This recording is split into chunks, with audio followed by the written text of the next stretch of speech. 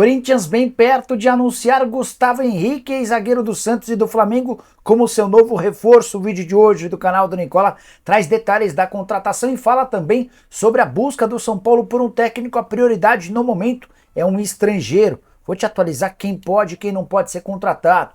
Bora falar sobre Felipe Coutinho, que está de volta ao Aston Villa, mas não ficará na Inglaterra. Caberia no seu time do coração? Falo também sobre Olympiacos com proposta oficial pelo zagueiro Joaquim dos Santos.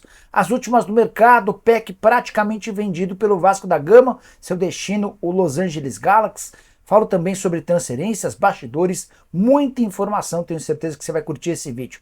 Antes, deixa eu só me apresentar, me chamo Jorge Nicola, sou jornalista esportivo e o objetivo por aqui é deixar você por dentro de tudo que está rolando com o seu clube do coração. Para não perder nada, aperta o botão vermelho de inscreva-se, ative todas as notificações e também deixe seu like. Só para lembrar, por volta das 7 estaremos ao vivo com o programa do Nicola, combinado?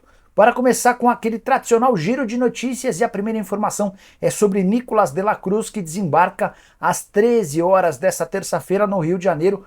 O único e grande reforço do Flamengo para a temporada de 2024 já tem data para chegar. O Aerofly está sendo preparado por torcedores rubro-negros. Tendência é que o uruguaio chegue debaixo de grande festa, 18 milhões de dólares, o custo total da operação. Bora falar que o Zenit anunciou a contratação de Arthur, informação que você soube primeiro no programa do Nicola da última sexta-feira. Tocou o telefone e do outro lado da linha, o representante do Arthur confirmava a transferência para o clube russo, 15 milhões e meio de euros no negócio. O Palmeiras ainda pode faturar mais 3 milhões de euros com bônus. Bora contar também que Vitor Cuesta e Felipe Sampaio, zagueiros que atuaram no Botafogo ao longo da temporada de 2023, não ficam para 2024. Eles nem se reapresentaram com o restante do elenco. Cuesta tem contrato até dezembro e pode se mudar inclusive para clubes brasileiros. Para mim, ótima opção no mercado. Já Pedro de la Vega, que é um meia argentino, especulado no Corinthians, está de malas prontas, mas para os Estados Unidos o Seattle Sounders está comprando o atleta, 80% dos direitos econômicos, contrato até 2027. Para fechar o giro de notícias, o Cruzeiro anunciou Juan de Neno, centroavante que já havia sido alvo do São Paulo em outros tempos, estava jogando no futebol mexicano, custo de $1 milhão, deve chegar para resolver o problema da camisa 9 que tanto atormentou o torcedor da Raposa. Já Charles, volante de 27 anos, que surgiu muito bem no Ceará há algum tempo atrás, é um novo alvo do Bahia para a função de volante. As negociações com o Gregory esfriaram. O atleta, o Charles, atua no Midland da Dinamarca e existem conversas para uma transferência em definitivo. Já que falei do Bahia, quero contar também que o Vitória fechou a contratação de Lucas Esteves, lateral esquerdo que pertencia ao Palmeiras, jogador de 23 anos de idade. O Esteves fechou um contrato de 2 temporadas com o Vitória. O Palmeiras vai ficar com um percentual de ouro numa venda futura, operação sem custos. Para arrematar, Figueiredo, atacante de 22 anos de idade, não conseguiu explodir com a camisa do Vasco. Será reforço do Curitiba, está passando por exames médicos e vai assinar contrato de 1 temporada com opção de compra de 3 milhões de euros. A saideira, Atlético Paranaense anunciou seu substituto para Alexandre Matos, novo CEO do Furacão, Alexandre Leitão, que vem de experiências no futebol dos Estados Unidos. Bora falar agora sobre Gabriel Peck, que está de malas prontas rumo aos States. Negócio com Los Angeles Galaxy praticamente fechado, negócio na casa dos 10 milhões de dólares ou quase 50 milhões de reais. O atleta já havia aceitado a oferta do Los Angeles Galaxy, a 777 nas últimas horas deu ok para a negociação. Agora aquela parte burocrática de troca de minutas de contrato. Ainda perguntei para um dos empresários do PEC se o negócio poderia ser assinado ainda nessa segunda-feira. Ele disse que a tendência é que fique para terça-feira, até por causa do fuso horário. Está tudo sendo resolvido e o PEC será vendido. Transferência mais cara da história do Los Angeles Galaxy, só para vocês entenderem a importância que o atleta vascaíno está tendo na negociação. Para completar sobre o Vasco, o Orelhano pediu para ser negociado, nem participar da pré-temporada. Você vai lembrar, meio atacante contratado do futebol argentino, 23, ou melhor, é mais ou menos 23 milhões de reais ou 3 milhões de dólares na oportunidade, 60% dos direitos. A tendência é que o Orelhano volte a jogar na Argentina. Para completar, queria destacar um trecho da entrevista coletiva de Alexandre Matos. O novo executivo de futebol do Vasco conversou com a imprensa nessa segunda-feira e disse que quando telefonou para o David, novo reforço do Vasco, e ouviu que ele e a família dele esperaram por toda a vida por essa ligação, porque toda a família vascaína, o Matos teve a certeza de que o investimento contratação por empréstimo sem custos era o melhor a ser feito e o atleta chega junto ao Internacional. Se o Vasco quiser ficar com o atleta em definitivo, vai precisar pagar 2.800.000 euros. Bora falar agora sobre o Santos. Luiz Carvalho, que é o representante do Joaquim, se reuniu no final da tarde dessa segunda-feira com Marcelo Teixeira, presidente do Santos, para debater a possibilidade da venda do Joaquim. Na semana passada, o Peixe já havia cravado a permanência do atleta, mas o Olympiacos da Grécia ofereceu 7 milhões de euros pelo jogador. O problema é que o Marcelo Teixeira vinha batendo na tecla de que só venderia o atleta por 10 milhões de euros. Resta saber se essa diferença de 3 milhões de euros será suficiente para impedir o acordo. O Olympiacos tem pressa, gostaria de fechar com o jogador ainda nessa semana, caso contrário, vai partir para um plano B. Joaquim, que havia sido comprado do Cuiabá por 3 milhões de euros, também foi especulado e sugerido para outros clubes brasileiros. A tendência é que o Olympiacos precise melhorar sua oferta para que o negócio saia. Só para arrematar, vale a lembrança de que o Santos encerrou as negociações com o Fortaleza por Felipe Jonathan, não houve acordo entre os clubes e o lateral esquerdo permanece na Vila Belmiro, pelo menos até encontrar um outro time. Bora falar agora sobre Felipe Coutinho, que vira e mexe aparece na pauta de clubes brasileiros. E a novidade é que ele foi devolvido pelo Al Duhail, o time do Catar, vai retornar ao Aston Villa, clube que detém seus direitos econômicos. Mas já está muito claro que ele não será utilizado na Premier League. O Aston Villa procura um clube para ficar com o Coutinho, seja por empréstimo ou em definitivo. A tendência, de acordo com um jornal espanhol AS, é que ele vai jogar na Major League Soccer. O Inter Miami e o LA Galaxy são seus destinos favoritos. Caberia no futebol brasileiro? Tenho certeza que nos próximos dias haverá uma enxurrada de possibilidades ou de especulações envolvendo o Coutinho. O grande problema é a questão financeira e salarial.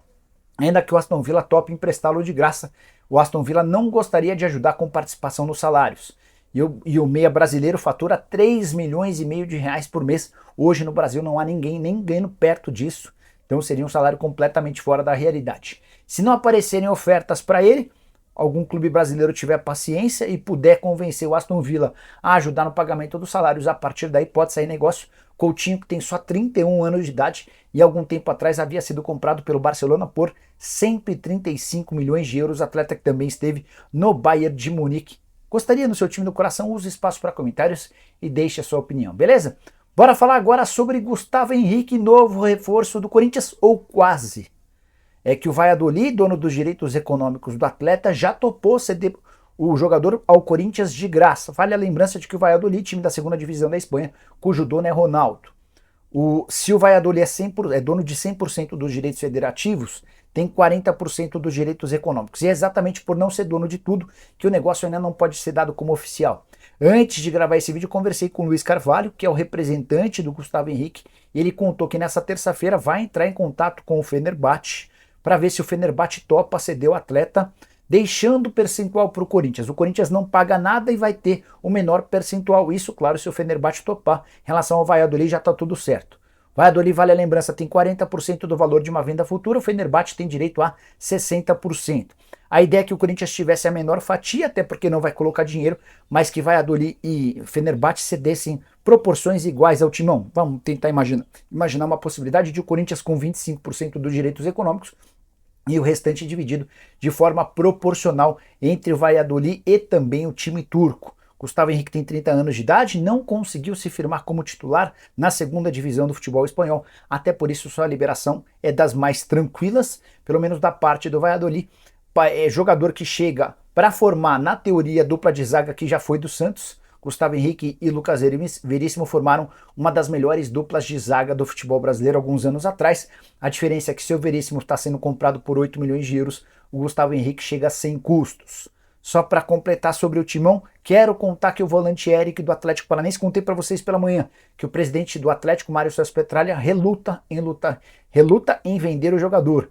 E o empresário do Eric deixou isso bem claro, ao conceder uma entrevista afirmando o seguinte, abre aspas, o Atlético não tem a intenção de vender, mas o projeto agrada o Eric, que já havia pedido a sua liberação. Eles têm o direito de não querer vender e nós temos o direito de querer sair, fecha aspas. Mais claro impossível, o Eric quer jogar no Timão. Resta saber quem vai vencer essa queda de braço, se o Corinthians ou o Furacão. Estarei de olho para contar para vocês. Combinado? Bora falar agora sobre o São Paulo e a busca por um técnico. Já havia contado para vocês pela manhã que Thiago Carpini, que pertence ao Juventude, e Antônio Oliveira, português do Cuiabá, foram oferecidos ao São Paulo.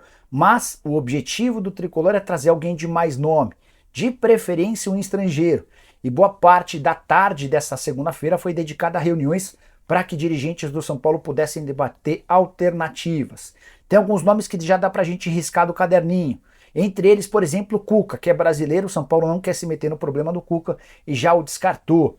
Gabriel Milito, de bons trabalhos, especialmente no futebol argentino, ele tem relutado em voltar a trabalhar. Um dos seus auxiliares tem um problema de saúde e recentemente conversou com o Cruzeiro e não demonstrou a intenção de voltar a trabalhar nesse instante. Luiz Zubeldia foi recentemente campeão pela LDU, venceu e eliminou inclusive o São Paulo na Sul-Americana. Esse treinador deixou a LDU por conta de divergências e disse que não volta a trabalhar antes de março. Se eu fosse o São Paulo, tentaria a todo custo convencê-lo. Para mim, é o mais interessante dentre as possibilidades. Muita gente perguntando sobre Andrés Vilas-Boas, técnico português. Ele parou, não quer mais trabalhar como treinador e está se preparando para assumir a presidência do Porto. Também especularam a respeito de outros nomes, mas a verdade é que o São Paulo está em compasso de espera, análise, estudando alternativas. Qualquer novidade conto para vocês. Só mais uma informação importante. Vitor Pereira descartado, ex-treinador do Corinthians e do Flamengo. A avaliação interna não é boa. E o Pedro Caixinha, que comanda o Red Bull Bragantino, foi sondado nas últimas horas e assim como o Juan Pablo Vojvoda também disse não. Chance de Muricy assumir o São Paulo está completamente descartada. O próprio Júlio Casares veio a público através do seu Instagram dizer que o Muricy vai cumprir o seu contrato como coordenador de futebol. A chance de ser técnico não vai avançar. Só para arrematar sobre o São Paulo, eu queria contar que a Arboleda voltou aos treinos nessa segunda-feira, 2 dias depois de todo o restante do elenco. E para completar, o Ferreira, novo reforço do São Paulo, já havia cravado para vocês sobre essa negociação na semana passada. Ele desembarcou em São Paulo para a realização de exames médicos e a assinatura do contrato vai ser feita a qualquer momento. Saideira do São Paulo. Anali Couto, que era psicóloga do São Paulo, anunciou nas redes sociais sua despedida do clube. Parece que ela está de mudança para outro time. Assim que tiver qualquer novidade, conto para vocês. Curtiu o vídeo? Deixa like, se inscreve no canal. Nos encontramos às 7, tem programa do Nicola. Abraço, tchau!